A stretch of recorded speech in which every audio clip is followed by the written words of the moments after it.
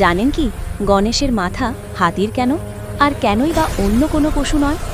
এই রহস্য এমন এক কাহিনীর সাথে জড়িত যা খুব কম মানুষই জানে।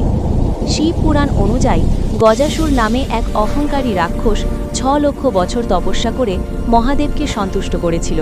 সে বর চেয়েছিল, হে মহাদেব, আপনি সর্বদা আমার উদরের ভেতর বাস করবেন।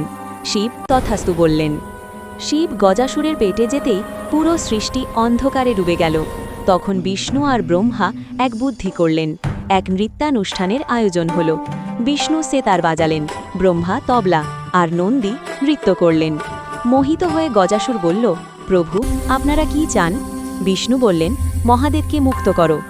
মুক্তি দেওয়ার আগে গজাসুর এক শেষ ইচ্ছা রাখল, আমার মৃত্যুর পর আমার পূজা যেন চিরকাল হয়। এরপর গণেশের সাথে এক দুর্ঘটনার পর মহাদেব গজাসুরের মাথায় গণেশের গলায় বসিয়ে দেন। সেই থেকেই শুরু মর্তে গণেশ পূজা। আপনারা যদি 2026 সালে গণেশজির আশীর্বাদ চান, তাহলে কমেন্টে বলুন জয় গণেশ এবং